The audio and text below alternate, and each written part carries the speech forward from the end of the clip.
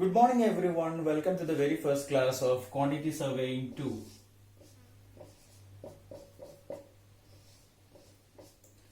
കഴിഞ്ഞ സെമസ്റ്ററിൽ നിങ്ങൾ ക്വാണ്ടിറ്റി സർവേ 1 പഠിച്ചിട്ടുണ്ടായിരുന്നു. അതിൽ റോഡ്, കനാല്, എംബാങ്ക്മെന്റ്, കട്ടിംഗ് പോലത്തെ സംഭവങ്ങളുടെ ക്വാണ്ടിറ്റി എങ്ങനെയാണ് എസ്റ്റിമേറ്റ് ചെയ്യാന്ന് പഠിച്ചിട്ടുണ്ടായിരുന്നു. അതിനുശേഷം നിങ്ങൾ അതിൽ കണ്ടെത്തിയൊരു സംഭവമായിരുന്നു ഫ്ലാറ്റ് റൂഫഡ് ആയിട്ടുള്ള റെസിഡൻഷ്യൽ ആൻഡ് ഓഫീസ് ബിൽഡിങ്ങിന്റെ ക്വാണ്ടിറ്റി എസ്റ്റിമേഷൻ നടത്തുക. അതിന്റെ ഡീറ്റെയിൽഡ് എസ്റ്റിമേഷനും അതിന്റെ അബ്സ്ട്രാക്ട് എസ്റ്റിമേറ്റും എല്ലാം കാണാൻ നിങ്ങൾ പഠിച്ചിട്ടുള്ളതാണ്. ഈ സെമസ്റ്ററിലെ ഫസ്റ്റ് മോഡ്യൂളിലെ ഫസ്റ്റ് ടോപ്പിക് ആണ് സ്ലോപ്ഡ് റൂഫുള്ള ചെരിഞ്ഞ sloped roof or pitched roof എന്ന് പറയും. Sloped or pitched roof. Pitch എന്ന് പറഞ്ഞാൽ ആംഗിൾ എന്നാണ് അർത്ഥം. ഇവിടെ ഒരു ആംഗിൾ വരുന്നുണ്ടല്ലോ റൂഫിന്. നമ്മളെ പഴയ ഓടുള്ള വീടുകൾക്കും ഇപ്പൊ എസ്തെറ്റിക് അപ്പിയറൻസിന് വേണ്ടിയിട്ട് കോൺക്രീറ്റ് സ്ലോപ്ഡ് ആയിട്ട് കൺസ്ട്രക്ട് ചെയ്യുന്ന വീടുകൾ നമുക്ക് കാണാറുണ്ട്. ഇങ്ങനെ സ്ലോപ്ഡ് ആയിട്ട് കൺസ്ട്രക്ട് ചെയ്യുന്ന റൂഫിന്റെയും അതുമായി ബന്ധപ്പെട്ടിട്ടുള്ള ബിൽഡിങ്ങിന്റെയും ക്വാണ്ടിറ്റി എസ്റ്റിമേഷൻ കാണാൻ നമുക്ക് ഈ ക്വാണ്ടിറ്റി സർവേ സെക്കൻഡിലെ ഫസ്റ്റ് മൊഡ്യൂളിലെ ഫസ്റ്റ് ടോപ്പിക് ആണ്.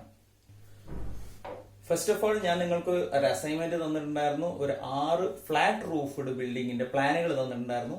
അതിന്റെ total quantity from the site clearance to the final finishing അതുവരെയുള്ള ടോട്ടൽ ക്വാണ്ടിറ്റി ഡീറ്റെയിൽഡ് എസ്റ്റിമേറ്റ് ചെയ്യാനുള്ള ഒരു അസൈൻമെന്റ് തന്നിട്ടുണ്ടായിരുന്നു. അത് കംപ്ലീറ്റ് ചെയ്ത് വെക്കുക. അതിന്റെ ഫോളോ അപ്പ് മാത്രമാണ് നമ്മൾ ഇന്ന് കൊടുക്കുന്ന ക്ലാസ്. അപ്പൊ ഇനി അതിന്റെ ബേസിക് ആയിട്ടുള്ള റൂഫ് മാത്രമേ നമുക്ക് ഈ ലെവലിൽ പറയാൻ എക്സ്പ്ലെയിൻ ചെയ്യാനുള്ള സമയമുള്ളൂ. ഈ വീഡിയോയിൽ നമുക്ക് റൂഫ് മാത്രമേ എക്സ്പ്ലെയിൻ ചെയ്യാൻ കഴിയുള്ളൂ.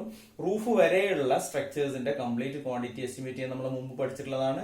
സോ അത് വിട്ടുപോയവരുണ്ടെങ്കിൽ മറന്നു പോയവരുണ്ടെങ്കിൽ പഴയ പുസ്തകങ്ങൾ എടുത്ത് റിവൈസ് ചെയ്യുക. നിങ്ങൾക്ക് സംശയം ഉണ്ടെങ്കിൽ നേരിട്ട് ചോദിക്കാവുന്നതാണ്. തേർഡ് സെമസ്റ്ററിൽ നമ്മൾ പഠിച്ചിട്ടുള്ള construction material and engineering CME ഓർമ്മയുണ്ടോ? അതിൽ നമ്മൾ വേരിയസ് ക്ലാസിഫിക്കേഷൻസ് ഓഫ് റൂഫ് പഠിച്ചിട്ടുണ്ടായിരുന്നു. നമുക്കതൊന്ന് ഓർത്തു നോക്കാം.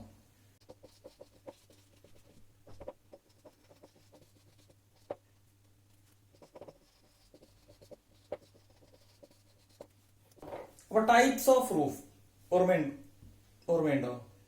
ടൈപ്സ് ഓഫ് റൂഫ് ഒന്നാമത്തത് ടെറസ് റൂഫ്. ടെറസ് റൂഫ് എന്ന് പറഞ്ഞു കഴിഞ്ഞാൽ ഫ്ലാറ്റ് ആയിട്ടുള്ള റൂഫുകളെയാണ് നമ്മൾ ടെറസ് റൂഫ് എന്ന് പറയുന്നത്. ടെറസിന്റെ മുകളിൽ കയറുക എന്നൊക്കെ പറയാറില്ലേ?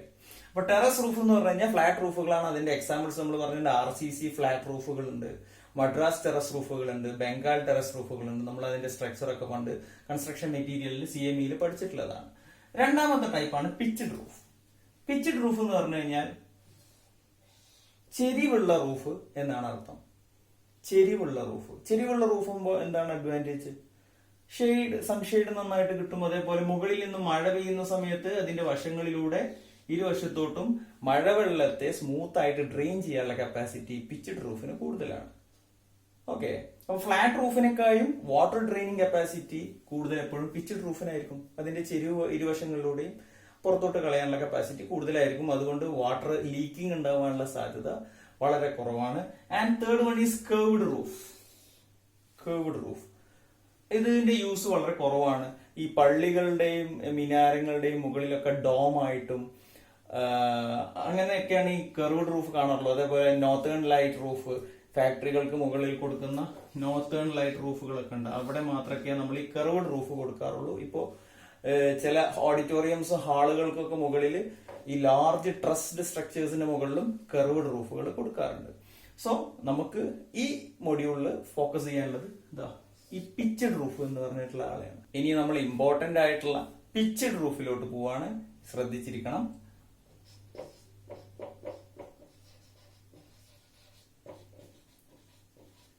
പിച്ച്ഡ് റൂഫ് ഓർ അതിനെ നമുക്ക് സ്ലോപ്ഡ് റൂഫ് എന്ന് വിളിക്കാം. സ്ലോപ്പ് എന്ന് പറഞ്ഞാൽ എന്താ? ഒരു ആംഗിൾ, ഒരു ചെരിവ്, ഒരു കോണ്. അപ്പൊ ആ ഒരു ചെരിവുള്ള റൂഫിനെ നമുക്ക് പിച്ച്ഡ് റൂഫ് എന്ന് അല്ലെങ്കിൽ സ്ലോപ്ഡ് റൂഫ് എന്നോ വിളിക്കാം. അപ്പൊ അതിൽ മെയിൻ ആയിട്ട് 3 ടൈപ്പ് റൂഫുകളാണ് നമ്മുടെ പോയിന്റ് ഓഫ് വ്യൂല് നമ്മൾ അറിഞ്ഞിരിക്കേണ്ടത്. ഒന്നാമത്തത്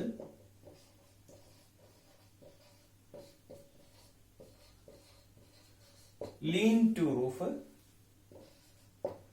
രണ്ടാമത്തത്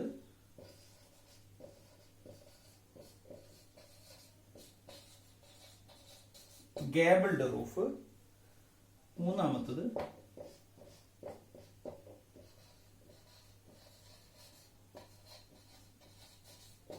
ഹിപ്ഡ് റൂഫ്. അപ്പോ ഈ 3 പേരുകളാണ് നമ്മൾക്ക് അറിഞ്ഞിരിക്കേണ്ടത്. ഈ സ്ലോപ്ഡ് റൂഫിൽ നമുക്ക് എസ്റ്റിമേറ്റ് കാണാനുള്ളത് ലീൻ ടു റൂഫിന്റേതുണ്ട്, ഗാബിൾഡ് റൂഫിന്റേതുണ്ട് ആൻഡ് ഹിപ്ഡ് റൂഫിന്റേതുണ്ട്. ഇതിൽ സ്ഥിരമായി ചോദിക്കാറുള്ളത് ഗാബിൾഡ് റൂഫ് ആൻഡ് ഹിപ്ഡ് റൂഫാണ്. അപ്പോ നമ്മൾ ഇന്ന് ഗാബിൾഡ് റൂഫിനെ കുറിച്ചിട്ടാണ് പഠിക്കാൻ പോകുന്നത്. സോ ഗാബിൾഡ് റൂഫ് അടുത്ത വീഡിയോയിൽ നമ്മൾ ഹിപ്ഡ് റൂഫിനെ കുറിച്ചിട്ടും പഠിക്കും. അപ്പൊ നമ്മൾ ടോട്ടൽ ക്ലാസിഫിക്കേഷൻ പറഞ്ഞു. റൂഫുകളെ നമുക്ക് 3ആയിട്ട് തരംതിരിച്ചിട്ടുണ്ട്. ഫ്ലാറ്റ് ആയിട്ടുള്ള റൂഫുകളെ നമ്മൾ എന്ത് പറയും? ടെറസ് റൂഫുകൾ എന്ന് പറയും. ചെരിവോട് കൂടിയുള്ള റൂഫുകളെ പിച്ച്ഡ് ഓർ സ്ലോപ്ഡ് റൂഫുകൾ എന്ന് പറയും. കർവേച്ചർ, ഒരു സർക്കുലർ സെഗ്മെന്റോ അങ്ങനെ വല്ല രൂപത്തിലുള്ള ഒരു കേർവ്ഡ് സ്ട്രൈപ്പ് ഉള്ളതിനെ നമ്മൾ എന്ത് പറയും? കർവ്ഡ് റൂഫ് എന്ന് പറയും. അതിലെ സ്ലോപ്പ് ഉള്ള റൂഫിനെ നമ്മൾ 3ആയിട്ട് ക്ലാസിഫൈ ചെയ്തിട്ടുണ്ട്. Lean to roof, gabled roof, hipped roof. അപ്പൊ നമ്മൾ പറഞ്ഞു ഗാബിൾഡും ഹിപ്ഡും നമ്മൾ ഡീറ്റെയിൽ ആയിട്ട് ഡിസ്കസ് ചെയ്യും. അതിനു മുമ്പ് ലീൻ ടു എന്താണെന്ന് അറിഞ്ഞിരിക്കണ്ടേ? ഓക്കെ,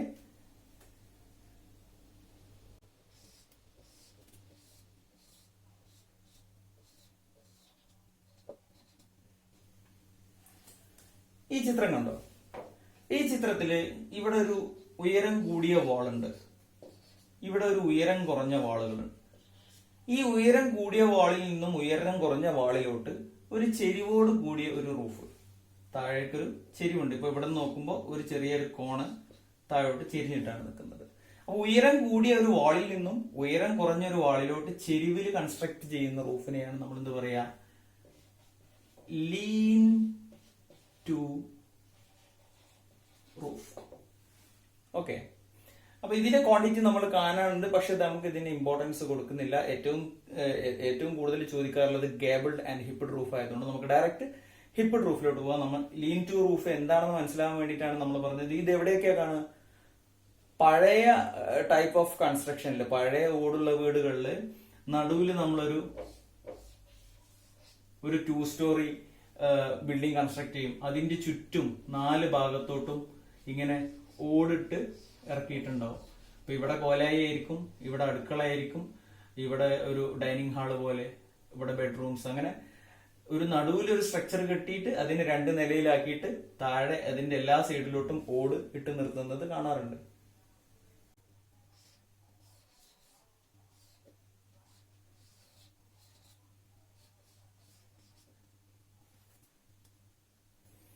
നമ്മൾ ഇങ്ങനെ റൂഫ് കാണാറുണ്ട്. അപ്പൊ ഇതിൽ ഈ ഭാഗം സാധാരണ ലീൻ ടു റൂഫാണ് വരിക. ഈ താഴ്ഭാഗത്തുള്ളത്, ഈ മുകൾ ഭാഗത്തുള്ളത് ഒന്നുകിൽ ഗാബിൾഡോ ഓർ ഹിപ്ഡോ ആയിരിക്കും. അപ്പൊ എവിടെയൊക്കെയാണ് ഇത് വരുന്നതെന്ന് മനസ്സിലായല്ലോ. ഒരു വെർട്ടിക്കൽ സ്ട്രക്ചറിൽ നിന്നും അതിന്റെ താഴെയുള്ള ചുമരിലോട്ടോ അല്ലെങ്കിൽ ഒരു തൂണിലോട്ടോ ഈ എക്സ്റ്റെൻഡ് ചെയ്ത് നിൽക്കുന്ന, ചെരിഞ്ഞു നിൽക്കുന്ന റൂഫിനെ നമുക്ക് ലീൻ ടു റൂഫ് എന്ന് വിളിക്കാം. ഏറ്റവും ടോപ്പിൽ കാണുന്ന എല്ലാ ഭാഗത്തോട്ടും സ്ലോപ്പ് ഉള്ള തരം റൂഫുകളാണ് ഗാബിൾഡ് റൂഫ്. ലീൻ ടു റൂഫിൽ 1 സൈഡിലോട്ടും മാത്രമേ സ്ലോപ്പ് ഉണ്ടാവുള്ളൂ. ഗാബിൾഡ് ഓർ ഹിപ്ഡ് റൂഫിലോട്ട് 2 സൈഡിലോട്ടോ അതിൽ കൂടുതൽ സൈഡിലോട്ടോ സ്ലോപ്പ് ഉണ്ടാവും. നമുക്കൊന്ന് എക്സ്പ്ലെയിൻ ചെയ്യുമ്പോൾ മനസ്സിലാവും.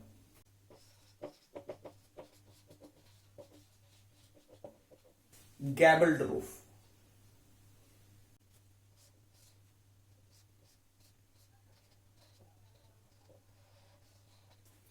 ഇങ്ങനെ പുസ്തകം തുറന്നു വെച്ചതുപോലുള്ള റൂഫുകൾ നമുക്ക് കാണാൻ പറ്റും. പഴയ വീടുകളിലാണ് സാധാരണ നമ്മൾ കാണാം, പുതിയ വീടുകളിലുണ്ട്. പഴയ വീടുകളിലാണ് നമ്മുടെ നാട്ടിലെ സാധാരണ ഈ ഒരു ടൈപ്പ് ഓഫ് റൂഫ് കാണാം. പുസ്തകം തുറന്നു വെച്ചതുപോലുള്ള റൂഫ്, അതായത്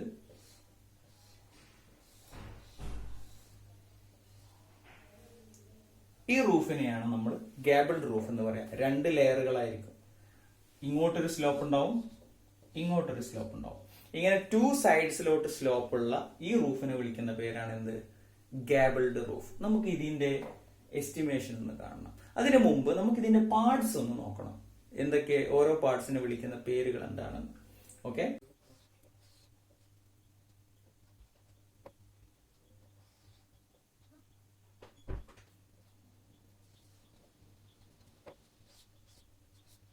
ഇത് റൂഫിംഗ് സ്ട്രക്ചർ ആണ്. ഈ മെമ്പറിനെ വിളിക്കുന്ന പേര് കോമൺ റാഫ്റ്റർ, കൗക്കോല് എന്ന് പറയും മലയാളത്തിൽ. ചിരിച്ചു കൊടുക്കുന്ന ഈ ഒരു മെമ്പറിനെ വിളിക്കുന്ന പേരാണ് കോമൺ റാഫ്റ്റർ. ഈ കോമൺ റാഫ്റ്ററിന് മുകളിലാണ് നമ്മൾ ഓട് പതിക്കുക. റൂഫിംഗ് ടൈലുകൾ നമ്മൾ പതിക്കല് ഈ കോമൺ റാഫ്റ്ററിന് മുകളിലാണ്. ഈ കോമൺ റാഫ്റ്ററുകൾ, 2 കോമൺ റാഫ്റ്ററുകളുണ്ട്. ഇവിടെ ഒരു കോമൺ റാഫ്റ്റർ, ഇപ്പുറത്തൊരു കോമൺ റാഫ്റ്റർ. ഇത് രണ്ടും കൂടി ചേരുന്ന ഈ മുകൾ ഭാഗത്ത് കൊടുക്കുന്ന വുഡിനെ പറയുന്ന പേരാണ്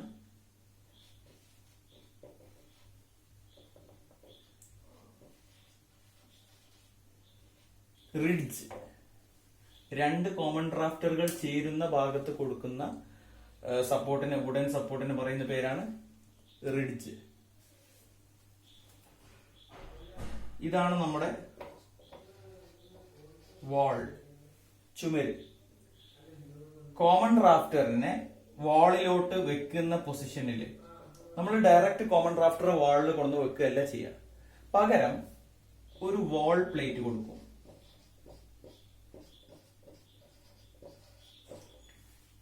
ചുമരിന്റെ മുകളിൽ ഒരു വാൾ പ്ലേറ്റ് പ്ലേസ് ചെയ്യും. ഈ വാൾ പ്ലേറ്റിന്റെ മുകളിലായിരിക്കും നമ്മുടെ ഈ കോമൺ റാഫ്റ്റർ റെസ്റ്റ് ചെയ്യുന്നത്. 2 ചുമരുകൾക്കിടയിലുള്ള ഈ ദൂരത്തിന് നമ്മൾ വിളിക്കുന്ന പേരാണ് ക്ലിയർ സ്പാൻ. 2 ചുമരുകൾക്കിടയിലുള്ള ഈ ഗ്യാപ്പിന് വിളിക്കുന്ന പേരാണ് എന്ത്? Clear span. ഈ തിക്നെസ്സിനെയോ നമ്മൾ വാൾ തിക്നെസ് എന്ന് വിളിക്കും.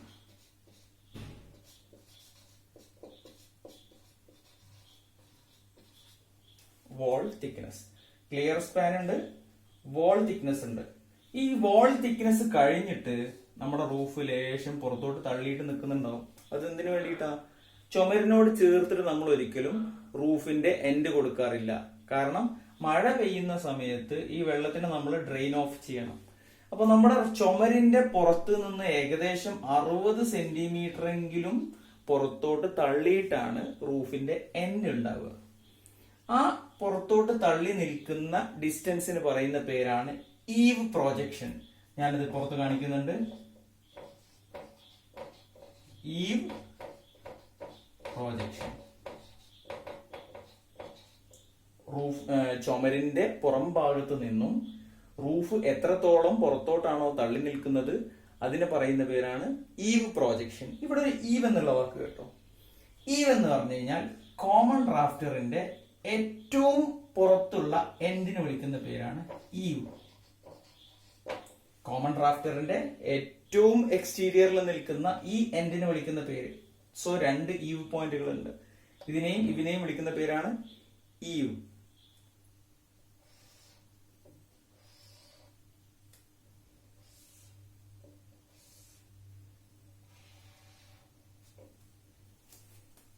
അപ്പോൾ ഞാനൊരു ഗാബിൾ റൂഫ് വരച്ചിട്ടുണ്ട്. ഈ എൻഡിനെ വിളിക്കുന്ന പേരെന്താണ്? ഈവ്. ഈ ചെരിഞ്ഞിട്ടുണ്ടാവുന്ന സപ്പോർട്ടിനെ വിളിക്കുന്ന പേര് കോമൺ റാഫ്റ്റർ.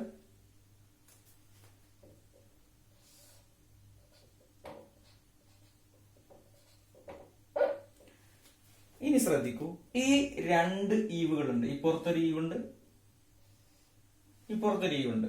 ഈ 2 ഈവുകൾക്കിടയിലുള്ള ഈ ദൂരത്തിന് പറയുന്ന പേരാണ്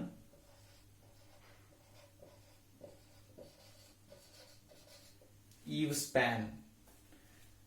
ഗാബിളുടെ എൻഡിന്റെ ഈ അറ്റത്തുള്ള ഒരു ഈവുണ്ട്, ഇപ്പുറത്തും ഈവുണ്ട്. ഈ 2 ഈവുകൾക്കിടയിലുള്ള ദൂരത്തിന് നമുക്ക് എന്ത് വിളിക്കാം? ഈവ് സ്പാൻ എന്ന് വിളിക്കാം. ഈ പീസിന് എന്തായിരുന്നു പേര്? റിഡ്ജ്.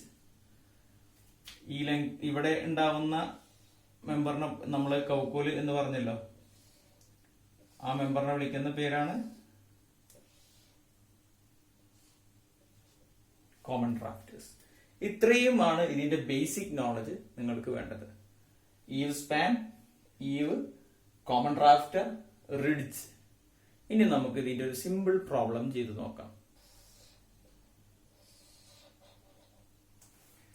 ഒരു ഗാബിൾഡ് റൂഫിന്റെ ക്രോസ് സെക്ഷണൽ വ്യൂ ആണ് ഞാനിവിടെ വരച്ചിട്ടുള്ളത്. ഈ അകലത്തിനെ നമ്മൾ എന്ത് പറയും?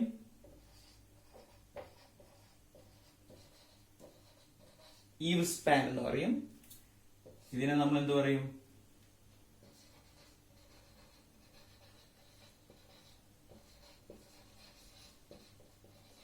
കോമൺ റാഫ്റ്റർ എന്ന് വിളിക്കും.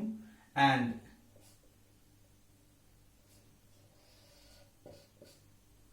ഈ ഉയരത്തിന്, അതായത് ഈ റൂഫിന്റെ ഏറ്റവും മുകളിൽ നിന്ന്, റിഡ്ജിന്റെ പോർഷനിൽ നിന്ന് ഈ ഈവുകളെ കണക്ട് ചെയ്യുന്ന ഒരു ലൈൻ ഉണ്ടെങ്കിൽ ഈ ഉയരത്തിന് പറയുന്ന പേരാണ്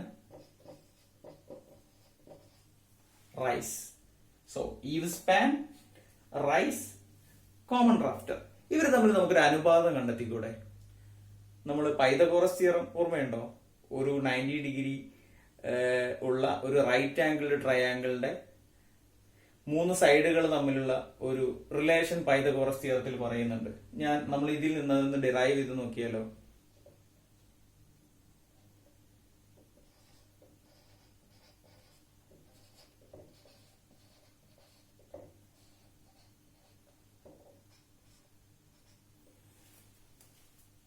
ഗാബിൾഡ് റൂഫിന്റെ 2 ഈവുകൾ തമ്മിലുള്ള അകലത്തിനെ വിളിക്കുന്ന പേരാണ് ഈവ് സ്പാൻ. ഞാൻ അതിനെ ഇ എന്നുള്ള ലെറ്റർ കൊണ്ട് ഡിനോട്ട് ചെയ്താൽ, ഈ ഉയരത്തിനെ നമ്മൾ എന്താണ് പറഞ്ഞത്? റൈസ് എന്ന് വിളിക്കുകയാണെങ്കിൽ ഈ സൈഡിലുള്ള മെമ്പറിനെ നമ്മൾക്ക്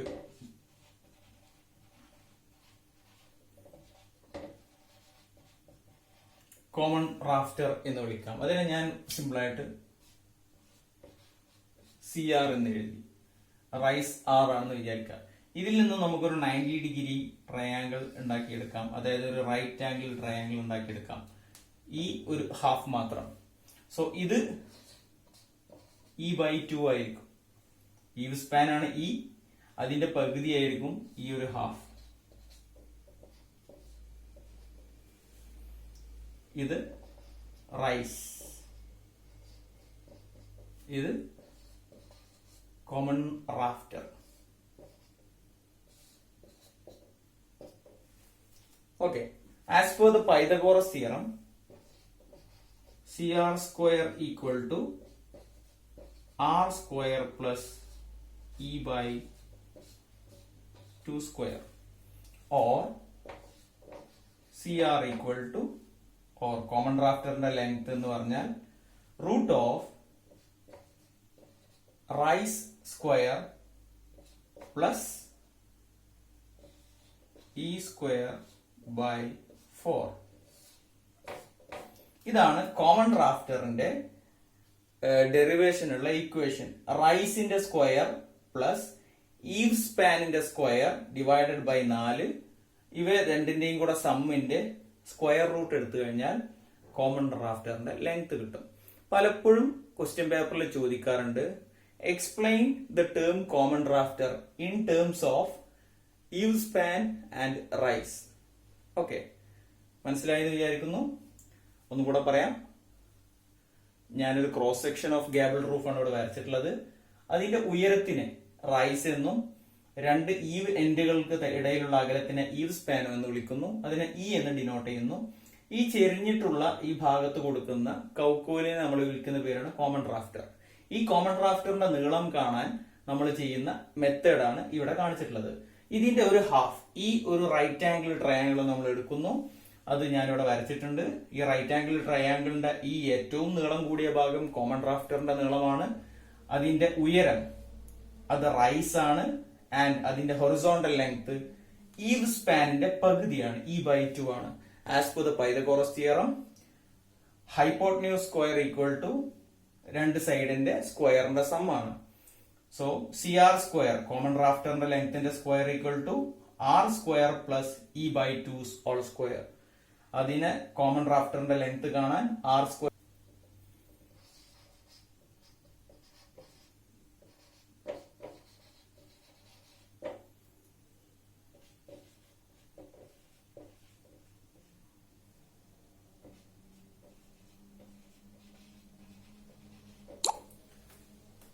ക്വസ്റ്റ്യനിൽ തന്നിട്ടുണ്ട്, given that rise is equal to 1/3 of span.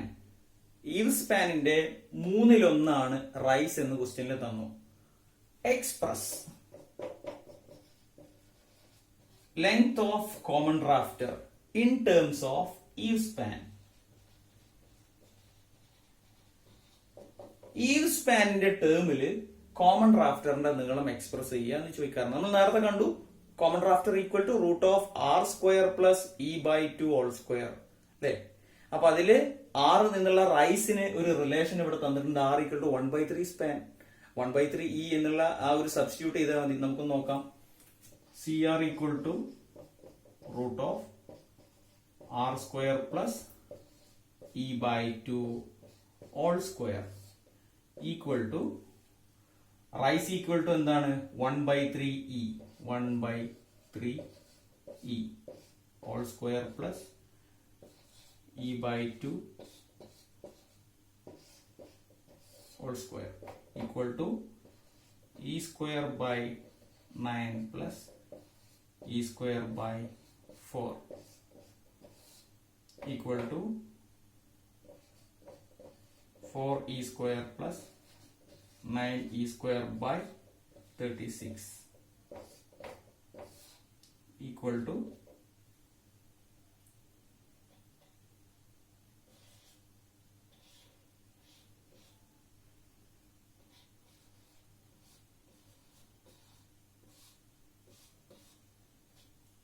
e into root of 13 by 36. Okay. അപ്പൊ അതാണ് നമ്മൾ കണ്ടെത്തിയത്. ക്വസ്റ്റ്യൻ ചോദിക്കാം, given that rice is equal to 1/3 span, eave സ്പാനിന്റെ 1/3 റൈസ്. അതായത് ഒരു എക്സാമ്പിൾ പറയാന്നുണ്ടെങ്കിൽ ഈവ് സ്പാൻ നിങ്ങളോട് പറഞ്ഞു 3 മീറ്റർ ആണ്. അങ്ങനെയാണെന്നുണ്ടെങ്കിൽ 1/3 സ്പാൻ ആണ് റൈസ് എന്ന് പറഞ്ഞു കഴിഞ്ഞാൽ റൈസ് 1/3 1 മീറ്റർ ആയിരിക്കും. ഇഫ് ഇത് 6 മീറ്റർ ആയിരുന്നെങ്കിൽ ഇത് 2 മീറ്റർ ആയിരിക്കും. അപ്പോ റൈസും സ്പാനും തമ്മിലുള്ള അനുപാതം നമുക്ക് തന്നു കഴിഞ്ഞാൽ കോമൺ റാഫ്റ്ററിന്റെ നീളം കാണാൻ നമ്മൾ പൈതഗോറസ് തിയറം ഉപയോഗിച്ചാൽ മതി. ഓക്കെ, ഒരു ക്വസ്റ്റ്യനും കൂടെ ചെയ്യാം. Find the length of common rafter in terms of eave span if rise of roof is 1/4 of eave span. Question ഒന്നുകൂടെ വായിക്കാം. Find the length of common rafter in terms of eave span if the rise of roof is 1/4 of eave span. അതായത് ഈ ഉയരം ഈ വീതിയുടെ 4/1 ആണെങ്കിൽ common റാഫ്റ്ററിന്റെ നീളം ഈവ് സ്പാന്റെ ടേംസിൽ കണ്ടെത്താനാണ് പറയുന്നത്.